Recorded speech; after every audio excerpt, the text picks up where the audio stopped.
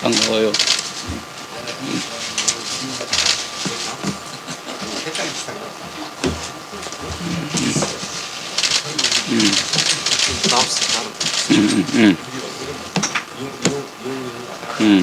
자, 이제 시작하겠습니다. 예, 시작해도 되겠죠? 예, 지금부터 코로나19 국난 극복위원회 전체 회의를 시작하도록 하겠습니다. 먼저 코로나19 국난 극복위원회 이낙연 위원장님의 모두 발언이 있겠습니다. 코로나19 확진자 발생이 다시 불안정해졌습니다. 1일 신규 확진자가 70명을 넘어 2달 전 수준으로 돌아갔습니다. 확진자들의 동선이 복잡해졌고 감염 경로를 파악하기 어려운 경우도 많습니다. 이제 6차 감염까지 생겼다고도 합니다. 우리 방역 체제를 새롭게 다잡아야겠습니다. 방역망을 더 촘촘히 조이고 개인의 방역을 더 철저히 해야겠습니다. 특히 등교가 재개된 학교의 방역이 걱정입니다. 학생들이 거리 두기, 마스크 착용, 에어컨 가동과 환기 등 새로운 생활 수칙에 잘 적응하도록 학교와 가정에서 각별히 지도해 주시기 바랍니다. 또 하나의 화급한 과제는 고용입니다. 여러 통계를 보지 않더라도 고용 위기가 빠르게 악화되고 있습니다. 우리는 고용을 유지하기 위해서라도 기업의 생존과 투자를 촉진해야 합니다. 동시에 실업자 보호 등 사회 안전망을 확충해야 합니다. 쉽지 않은 과제입니다. 그러나 기존의 정책은 빈틈이 너무 많고 시야도 단기적입니다. 고용 악화에 대처하려면 훨씬 더 포괄적이고 강력하면서 시야를 단기와 중장기로 넓힌 대처가 절박하게 필요합니다. 정부가 코로나 대처의 핵심 구상으로 추진하는 디지털 뉴딜과 그린 뉴딜에 더해 일자리 뉴딜 같은 새로운 구상, 시급히 준비해 추진하기 바랍니다. 당도 정부와 협력할 것입니다. 오늘은 우리 당이 준비하고 있는 우선 입법 과제 가운데 쟁점 사안을 토의하기 시작하겠습니다. 내실 있는 토의를 기대합니다. 또한 코로나19 확진자 발생 추이와 학교에서의 방역도 점검하고 토의하도록 하겠습니다. 내실 있는 토의를 역시 기대합니다. 우리 위원회의 권역별 현장 간담회가 다음 주 수요일 충청권을 시작으로 모두 4차례 열립니다. 이번 간담회는 새로 선출되신 국회의원들과 광역자치단체장 및 당직자들이 처음으로 머리를 맞대는 자리가 될 것입니다. 지역 현장의 수요와 과제를 잘 파악해 그것을 추경 등 예산안과 입법안에 반영할 수 있도록 준비해 주시기 바랍니다. 추경은 추가로 어려울 것 같습니다만 예산안에 반영되도록 해주시기 바랍니다. 이상입니다. 예. 이어서 조종식 본부장님의 모두 발언이 있겠습니다. 부천과 고양 등 수도권 지역에 위치한 물류센터를 중심으로 코로나19 확진자가 다시 증가하는 양상을 보이고 있습니다. 특히 이번 사태를 악화시킨 요인으로 안이한 작업장 관리와 피고 있습니다. 잠시의 방식이 얼마나 큰 피해를 야기할 수 있는지 다시 한번 확인된 셈입니다. 향후 2주가 감염 확산 방지에 중대한 고비가 될 것으로 보이는 만큼 정부는 방역 체계 강화에 총력을 기울여야 할 것입니다. 정부도 어제 수도권 지역을 대상으로 강화된 방역 조치를 시행하기로 했습니다. 콜센터나 대형 작업장 등 감염 취약시설에 대한 방역 점검을 강화하고 무엇보다 등교 수업이 재개된 상황을 감안해서 학교 안팎의 감염 위험 요소 차단에 특별히 주의를 기울여주기 바랍니다. 더불어민주당 국난극복위원회에서도 이와 관련된 대책들을 논의하고 정부와 적극 협의를 진행하도록 하겠습니다. 코로나19의 재확산을 차단하기 위해 필요한 모든 수단을 강구할 것입니다. 한국은행이 어제 올해 실질 성장률을 마이너스 0.2%로 하향 조정하며 현행 0.75%인 기준금리를 0.5%로 전격 인하했습니다. 코로나19로 세계 경제가 대공황 이후 최악의 침체 국면에 접어들면서 교육 의존도가 높은 우리나라 역시 경제 위기에 직면하고 있습니다. 더욱이 최근 수출이 크게 감소하고 근원 물가지표 또한 당초 목표치를 하회하는 상황에서 경제 위기 극복을 위한 정부 정책과 시너지 효과를 위해 통화당국의 정책적 결단이 어느 때보다 필요한 시기였습니다.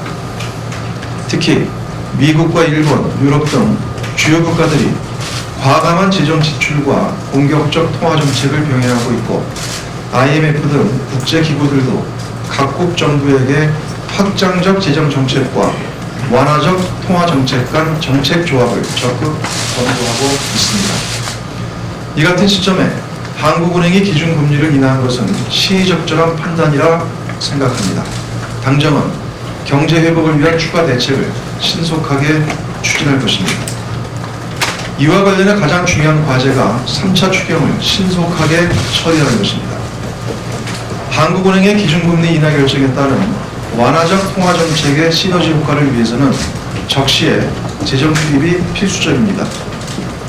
특히 3차 추경의 규모를 30조 원 이상 편성했을 때 경제 성장률이 1.5%포인트 제고될 수 있다는 연구 결과 등을 감안할 때 경제 위기가 본격화되고 있는 지금 가장 필요한 것은 속도입니다. 다행히 어제 개최된 대통령과 여야 원내대표 등에서 상생과 협치의 정치를 구현하기로 뜻을 모았다고 합니다. 참으로 다행스러운 일입니다. 이제 곧 개원할 21대 국회에서만큼은 여야 정치권이 힘과 뜻을 모아 국민의 삶을 지키고 국난을 극복하는 데 앞장서길 진심으로 기원합니다. 그 출발은 다른 무엇도 아닌 3차 추경의 조속한 처리입니다. 미래통합당의 대승적인 협력을 강력하게 당부합니다. 이상입니다. 예. 다음으로 김진표 비상경제대책본부장님의 모두 발언이 있겠습니다.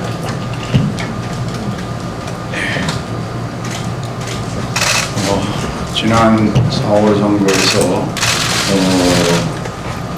국민들은 우리 당에 K 방역이 세계의 모범이 됐던 것처럼 경제 위기도 모범적으로 잘 극복해가는 그런 책임을 맡겨주셨습니다. 그런데 사회적 거리두기 운동이라고 하는 좀 완화된 소셜 디스턴스를 운영하는 과정에서 우리는 다시 한번 이 소셜 디스턴스와 경제 활력 회복이 이게 정확하게 트레이드오프 관계에 있구나 하는 걸 느끼게 됩니다.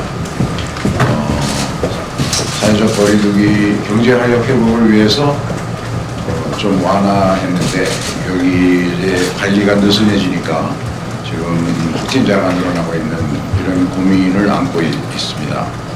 어제 비상경제대책본부 일자리 태스크포스에서 우리나라 고용 노동 분야의 관련 부처 공직자들과 또 전문가들과 토론회를 했는데 우리가 지금까지 쓴 250조의 재정 자금들이 대체로 고용을 유지하는 걸 중점으로 운영을 해왔는데 주요 G7 국가들의 경우에도 똑같은 그런 일종의 코로나 위기 극복의 글로벌 스탠다드 정책을 보여주고 있습니다. 이것은 많은 국가들이 이번 코로나 위기가 기업이나 노동자들의 책임이 아닌 경제 외적 외생 변수에서 기인됐고 또 이것이 V자형으로 단기간의 회복은 사실상 불가능하고 잘못 관리하면 W자형이 되든가 안 그러면 나이키형이라고 하죠. 정상적인 궤도에서 한참 밑으로 상당 기간 존속될 것이고 지금 많은 전문가들 예측은 적어도 2021년까지는 회복이 정상화되기가 쉽지 않다는 전제하에서 대부분의 G7 국가들이 전체 고용을 유지하기 위해서 재정에서 우리보다 훨씬 많은 금액을 투자를 하고 있습니다. 이것은 예를 들면 매출에서 차지하는 인건비 비율이 평균 10%라고 하면 교육이 줄는다는 것은 매출이 한 30%가 줄어들면 고용도 30%를 줄여야 되는데 그래야 정상 경영이 되는데 그 고용 30%가 줄지 않도록 유지하는 것을 거의 100% 재정에서 다 지원을 해주고 있는데 그런 차원에서 보면 250조 중에서 그동안 지출한 250조 중에서 실제로 우리는 고용을 위하여 재정에서 직접 지원한 것은 1조밖에 안 됩니다. 나머지는 전부 고용보험기금을 통해서 운영을 해왔는데 이제 그게 한계에 도달해서 이번 3차 추경이 해줘야 가장 중요한 과제는 고용보험기금이나 일반 근로자나 기업들이 불안하지 않도록 충분한 재정 자금을 투입하는 일이 시급히 필요하다. 그 다음에 관세청에 따르면 무역 규모가 이미 5월 달에 마이너스 20%가 줄어들었다는 통계가 나오고 있습니다. 이렇게 되면 2, 4분기에 가면 매출이 줄어드니까 무역이 수출이 줄어드니까 거기에 따라서 기업들의 위기가 확산될 텐데 이거를 막을 수 있도록 그동안 운영해 왔던 주거래 은행들은 BIS의 한계가 있고 그래서 공적금융기관들에 통한 지원과 신보, 기보, 지역신보를 통한 지원을 주로 250조를 가지고 해왔는데 문제는 지금 이것이 또 한계 고갈되어 있어서 이 공적금융기관이나 신보, 기보들을 위한 3차의 추경을 통한 재정 지원이 시급한 실적이어서 어제 당정 간에 어느 정도 협의가 됐다고 하니까 다행으로 생각합니다만 이것이 국회에서 신속히 통과되어서 좀 더 충분하고 넉넉하게 시장에서 신뢰를 받을 수 있을 정도로 위기에 대응할 수 있는 3차 추경이 됐으면 하는 바람이 있습니다.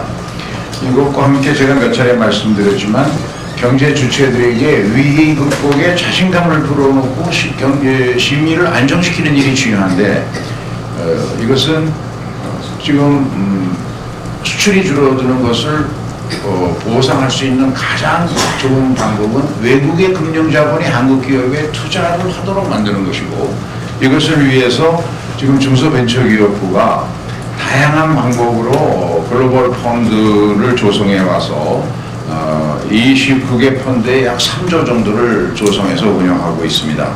그리고 지난 4월부터 몇 차례의 시범 과정을 거치면서 국내외 투자자들을 대상으로 하는 온라인 IR을 해오고 있고 상당한 성과도 나오고 있습니다.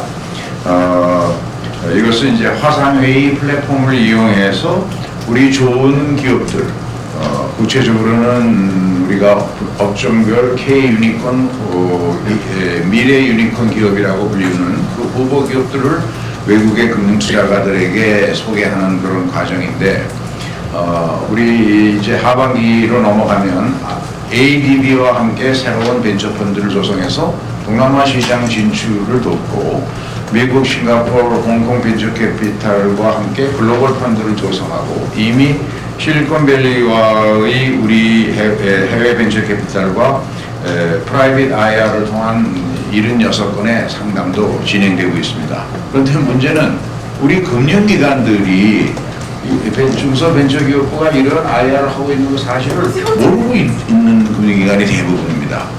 그래서 중소벤처기업부와 금융위원회가 좀 더 긴밀히 협의를 해서 우선 우리 금융기관들이 먼저 투자를 해줘야 외국 금융기관들이 들어오지 않겠습니까? 그래서 우리 은행연합회나 자본시장 단체들과 를 상대로 하는 IR도 함께 이루어지도록 좀 당에서 촉구를 했으면 좋겠습니다. 이상입니다.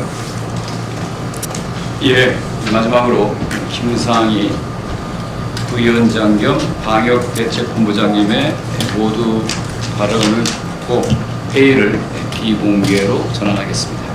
네, 걱정이 커가고 있습니다. 어제 79명 확진자에 이어서 오늘은 58명 확진자가 발생했습니다. 생활 속의 거리두기로 전환할 당시 정부는 하루 평균의 신규 확진자가 50명 기준을 제시했습니다.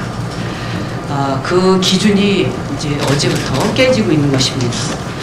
정부가 또 하나의 기준을 제시한 것이 감염 경로의 미확인 사례, 이것이 5% 이내를 유지한다고 하는 것이었는데 이것도 지금 깨지고 있습니다. 4월 29일부터 5월 13일 2주 동안은 4%대를 유지했는데 최근 2주간에 7.6%로 치솟았습니다. 전문가들 사이에 코로나 2차 파동이 아니냐 하는 심각한 우려가 있고요. 오늘 아침 총리께서도 생활 속의 거리두기가 중대한 도전에 직면했다 이렇게 평가를 하셨습니다. 방역당국도 심각성을 인식하고 수도권의 공공 다중이용시설 운영을 중단, 그리고 유흥시설의 운영을 자제하고, 그리고 기업과 사업장, 종교시설의 방역관리를 철저하게 할 것을 당부했습니다. 물류센터를 보니까 정말 방역 불감증이라고 하는 지적이 나올 만하다라고 생각이 듭니다.